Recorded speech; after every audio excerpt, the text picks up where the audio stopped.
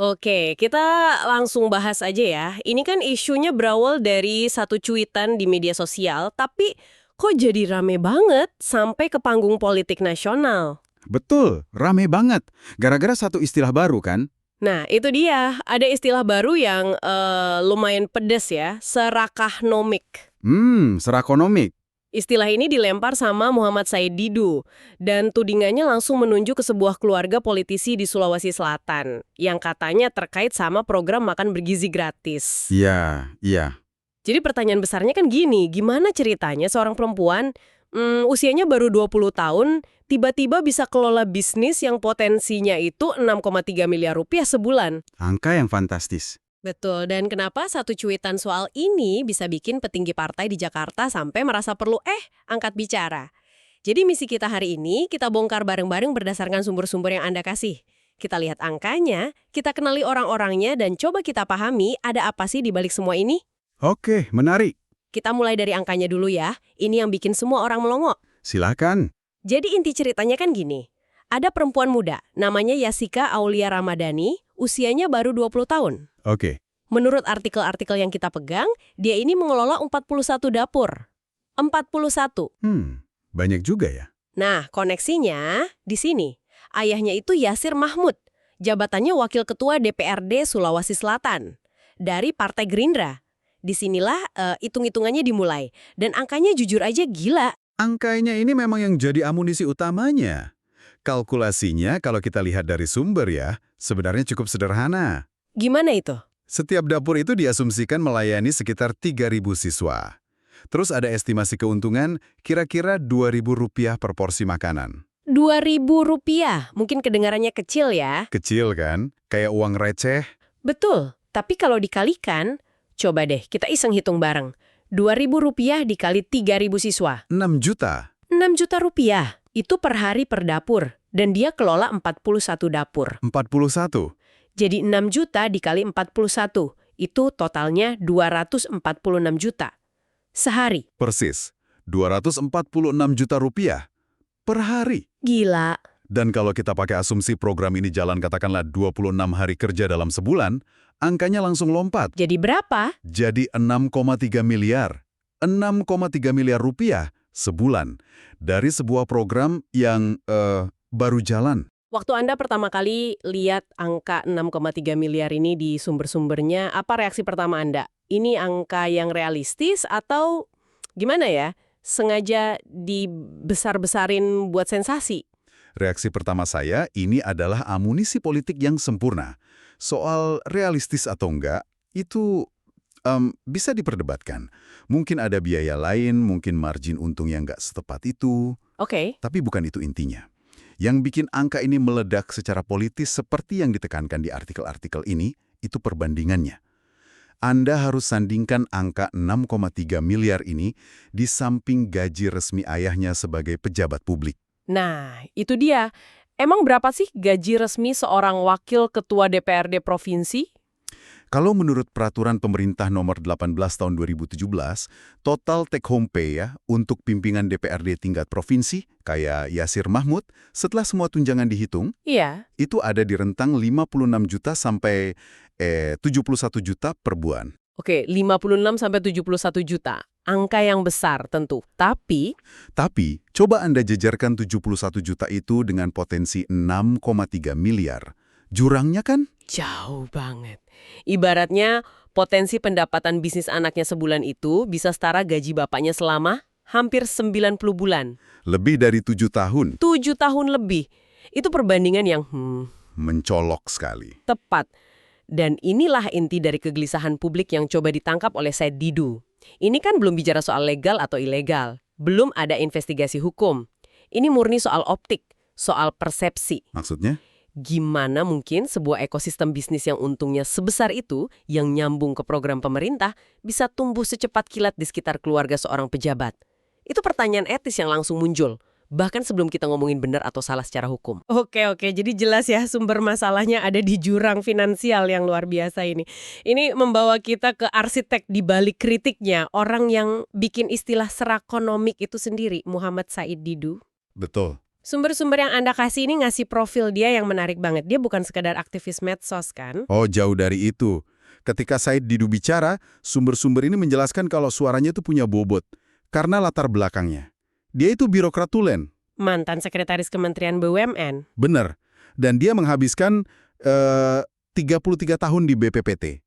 Dia orang dalam sistem. Salah satu artikel bahkan menyoroti faktor kalau dia itu milih pensiun dini dari status PNS-nya. Loh, kenapa? Alasannya, supaya dia bisa lebih bebas mengkritik pemerintah, tanpa terikat kode etik aparatur sipil. Wah, jadi ini bukan kritik dari orang luar yang nggak paham birokrasi, tapi justru dari orang yang udah makan asam garam di dalamnya. Tepat sekali. Artikel-artikel itu juga nyebutin beberapa catatan pertempuran dia di masa lalu, kan? Betul. Dia vokal banget soal akuisisi saham Freeport, yang menurut dia merugikan negara, dan yang paling menonjol, dia pernah dicopot dari jabatannya sebagai komisaris BUMN PT Bukit Asam. Oh iya? Iya, karena kritiknya dianggap sudah tidak sejalan lagi dengan pemerintah sebagai pemegang saham. Jadi polanya konsisten. Dia ini teknokrat yang berubah jadi anjing penjaga, watchdog yang gigih. Paham. Jadi ketika dia melempar istilah serakah nomics, itu ada kredibilitasnya. Betul, kredibilitas seorang mantan orang dalam. Oke, ayo kita bedah istilahnya. Serakah nomics. Terdengar cerdas, tapi apa sih artinya menurut dia? Ini kan neologisme ya, kata baru ciptaan dia. Gabungan dari serakah dan ekonomi. Oke. Akar kata ekonomi itu kan dari bahasa Yunani, oikonomia. Artinya manajemen rumah tangga. Jadi intinya, Said Didu ini menuduh adanya sebuah sistem manajemen kerakusan. Manajemen kerakusan. Dalam definisinya, ini adalah praktek di mana segelintir elit yang dekat dengan kekuasaan diduga memanfaatkan instrumen negara. Entah itu kebijakan, program, atau anggaran untuk memperkaya diri sendiri dan kelompoknya, seringkali dengan mengorbankan kepentingan publik. Ini bukan istilah akademis ya. Tapi ini label polemis, senjata retorika. Tepat dan sangat efektif. Efektif karena gampang diingat dan langsung ke sasaran. Oke, kita udah paham siapa yang melempar batu dan apa isi batunya. Sekarang, mari kita lihat sosok yang ada di tengah pusaran ini, Yasir Mahmud. Oke, Sumber-sumber ini juga ngasih gambaran yang cukup lengkap tentang dia. Dia bukan politisi kemarin sore, kan? sama sekali bukan. Profilnya itu nunjukin dua pilar utama. Pengusaha dan organisatoris. Jauh sebelum jadi wakil ketua DPRD, dia sudah malang melintang di dunia bisnis. Direktur, komisaris di banyak perusahaan ya. Betul, hartanya pun seperti yang nanti kita lihat udah besar banget. Di sisi lain, dia juga jago berorganisasi, aktif di KNPI, KONI, HKTI, dia bangun jaringan yang luas. Dan kemudian dia masuk politik lewat Gerindra. Salah satu artikel nyebutin dia juga sempat jadi direktur utama BUMD di Sulsel. Nah, itu menarik. Kenapa? Artinya, dia sudah terbiasa bergerak di persimpangan antara bisnis dan pemerintahan. Oke. Jadi ini membuat kasusnya jadi lebih kompleks. Ini bukan cerita politisi miskin yang tiba-tiba kaya. Ini cerita pengusaha yang sudah sangat kaya, yang kemudian masuk ke struktur kekuasaan politik. Laporan harta kekayaan penyelenggara negara atau LHKPN miliknya mengkonfirmasi ini. Coba kita lihat datanya. Berapa kekayaannya menurut laporan resmi? Menurut LHKPN, per Desember 2024 yang Anda berikan itu, total kekayaan bersihnya adalah 92,1 miliar rupiah. 92,1 miliar. Itu angka bersih ya? Angka bersih, itu setelah dikurangi utang sebesar 62 miliar rupiah, jadi total asetnya sebenarnya sekitar 154 miliar rupiah. Wow, jadi dia emang udah miliarder jauh sebelum ini. Apa komponen terbesarnya? Sebagian besar dalam bentuk properti. Tanah dan bangunan senilai 77,5 miliar rupiah. Sisanya tersebar. Tapi yang juga signifikan itu kas dan setara kas nilainya lebih dari 17,5 miliar rupiah. Oke. Data LHKPN ini penting karena bisa memunculkan dua narasi yang saling bertentangan. Gimana itu? Di satu sisi, pendukungnya bisa bilang, dia kan udah kaya raya, buat apa korupsi recehan.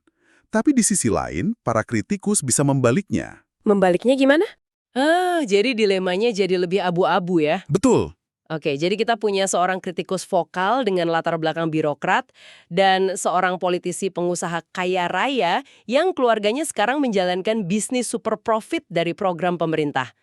Disinilah ceritanya sampai ke titik balik yang paling krusial. Momen ketika isu lokal ini tiba-tiba ditarik ke level nasional. Benar. Momen ketika sebuah cuitan di media sosial berhenti jadi sekedar cuitan dan berubah jadi isu politik yang serius. Dan itu terjadi karena satu respon singkat. Dari orang yang sangat penting. Prof. Sufmi Dasko Ahmad, Wakil Ketua DPR RI dan salah satu petinggi di Partai Gerindra, partainya Yasir Mahmud, responsnya di Twitter terhadap cuitan Said Didu, menurut sumber kita, cuma 2 kata. 2 kata? Kita tertibkan. Kita tertibkan.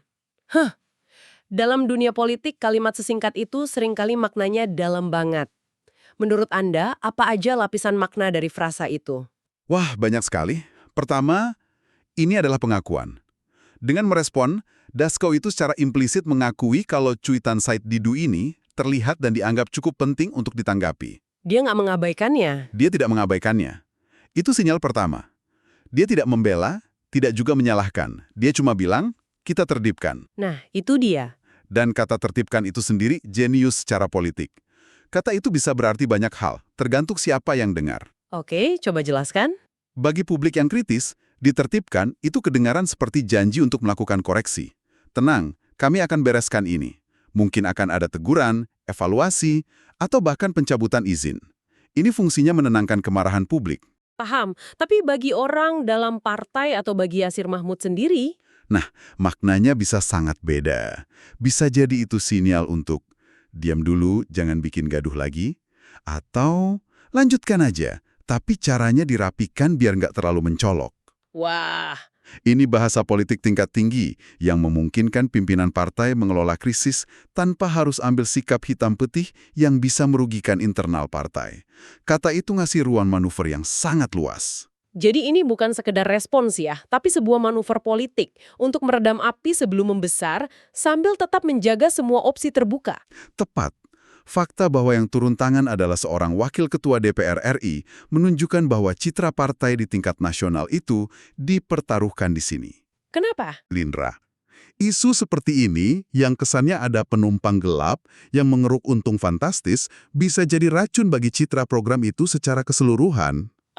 Oke. Jadi respons Dasko itu langkah mitigasi risiko politik. Sangat cepat dan efisien. Kalau kita rangkai semuanya, polanya jadi jelas banget ya. Dimulai dari istilah tajam, serakah nomik, yang menyoroti potensi keuntungan fantastis. Betul. Terus kita lihat siapa yang ngomong, seorang mantan pejabat yang kredibel. Terus kita lihat siapa sasarannya, politisi, pengusaha kaya yang keluarganya ada di pusat bisnis itu. Dan puncaknya, Puncaknya adalah respons dari pimpinan partai di Jakarta yang menunjukkan ini bukan lagi isu lokal tapi udah jadi masalah citra nasional. Anda merangkumnya dengan sempurna. Ini adalah studi kasus tentang bagaimana di era media sosial, sebuah isu etika di tingkat daerah bisa dengan cepat bermutasi jadi krisis politik nasional. Semua elemennya ada di sini. Angka yang bombastis, tokoh yang kontras, dan pertaruhan politik yang sangat tinggi. Jadi kalau kita tarik mundur dan lihat gambaran besarnya, apa yang sebenarnya kita pelajari dari semua ini? Saya rasa setelah membaca semua sumber ini ya, pelajaran utamanya adalah bagaimana kekuasaan, bisnis, dan keluarga itu bisa jadi campuran yang sangat mudah terbakar di ruang publik. Tuduhan serakah onomik ini, terlepas dari benar atau salahnya secara hukum, berhasil menyentuh saraf paling sensitif dalam demokrasi kita. Saraf apa itu? Kecurigaan bahwa mereka yang punya kuasa politik akan selalu cari cara untuk menerjemahkannya jadi keuntungan finansial bagi lingkaran terdekat mereka. Dan respons kita tertibkan itu seolah jadi pengakuan diam-diam bahwa setidaknya secara persepsi ada sesuatu yang tidak tertib di sini.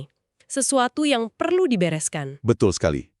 Ini menunjukkan adanya kesadaran di tingkat elit politik bahwa persepsi publik itu penting dan bisa merusak. Meskipun mungkin nggak ada aturan yang dilanggar secara eksplisit, anak pejabat kan boleh berbisnis. Tentu. Tapi skala, kecepatan dan koneksi bisnis ini dengan program pemerintah membuatnya terlihat sangat problematis secara etika. Oke, ini benar-benar pembahasan yang dalam. Kita telah melihat bagaimana sebuah istilah baru bisa membingkai perdebatan, bagaimana angka bisa jadi senjata, dan bagaimana 2 kata dari seorang politisi bisa mengubah arah cerita. Sebagai penutup, saya mau meninggalkan satu pertanyaan untuk Anda renungkan, yang muncul dari semua materi ini. Sumber-sumber ini kan fokus pada potensi keuntungan, yang memicu perdebatan etika. Iya. Ini membawa kita pada pertanyaan yang lebih fundamental, yang berlaku tidak hanya untuk kasus ini. Di negara di mana batas antara tugas publik dan bisnis pribadi seringkali kabur, mekanisme pengawasan seperti apa yang sebetulnya kita butuhkan? Maksudnya, pengawasan untuk mencegah? Tepat. Bukan untuk menghukum setelah kejadian, tapi untuk mencegah sejak awal. Bagaimana kita bisa merancang sebuah sistem yang memastikan bahwa program untuk publik, seperti makan gratis untuk anak sekolah, itu benar-benar sampai ke tujuan dengan maksimal, tanpa terdistorsi oleh kepentingan bisnis keluarga mereka yang sedang berkuasa. Ini bukan lagi pertanyaan tentang individu, tapi tentang desain sistem itu sendiri. Download Tribun X sekarang, menghadirkan lokal menjadi Indonesia.